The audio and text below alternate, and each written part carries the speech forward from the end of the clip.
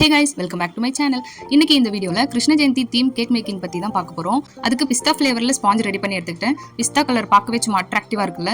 இப்போ இதுல sugar syrup apply பண்ணிட்டு அதுக்கு மேல க்ரீம் அப்ளை பண்ணிட்டு அதுக்கு மேல ஸ்பாஞ்ச். அதே மாதிரி sugar syrup, cream, sponge repeat. Sugar syrup, cream, sponge repeat.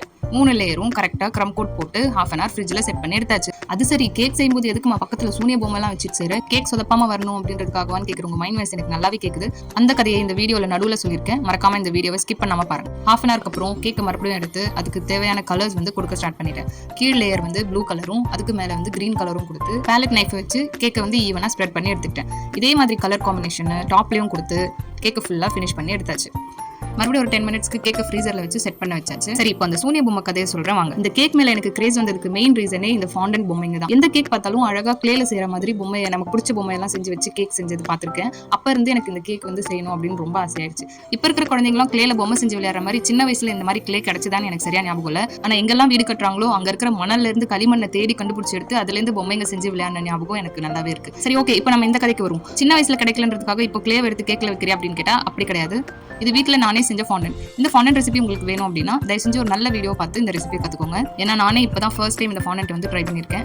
இது கிருஷ்ண ஜெயந்தி தீம் கேக் அப்படின்றதால கொஞ்சமா ஒயிட் ஃபாண்டன்ட் எடுத்து அதுல வந்து ப்ளூ கலர் கொடுத்து இதுல ஃப்ளூட் வந்து ரெடி பண்ணி எடுத்துக்கிட்டேன். பானை செய்யறதுக்காக ப்ரௌன் கலர் கொஞ்சம் மிக்ஸ் பண்ணி பானை ஷேப்ல வந்து இந்த பானையை ரெடி பண்ணி எடுத்துட்டேன். பானையை ரெடி பண்ணி எடுத்த பிறகுதான் எனக்கே தெரிஞ்சது பொற்காலம் படத்துல முரளி சார் செஞ்ச பானையை விட என் பானை ரொம்ப மோசமா இருக்கு அப்படின்னு சொல்லி.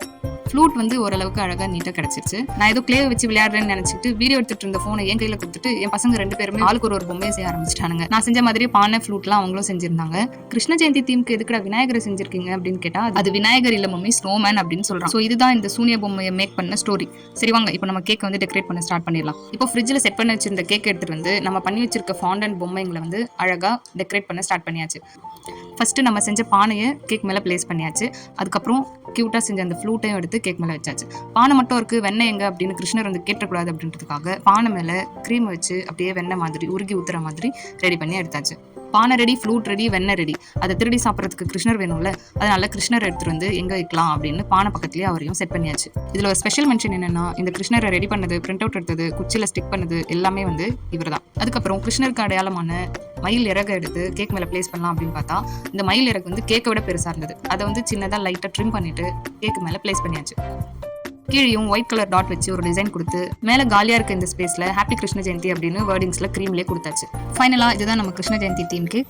இந்த கேக்கு யாரெல்லாம் கிருஷ்ண ஜெயந்தி செலிப்ரேட் பண்ண போறீங்களோ அவங்களுக்கு டெடிகேட் பண்ணிட்டு இந்த வீடியோவை முடிச்சுக்கலாம். இந்த கேக் உங்களுக்கு பிடிச்சிருந்துச்சு அப்படின்னா லைக் பண்ணுங்க, மறக்காம இந்த சேனலுக்கு சப்ஸ்கிரைப் பண்ணிக்கோங்க.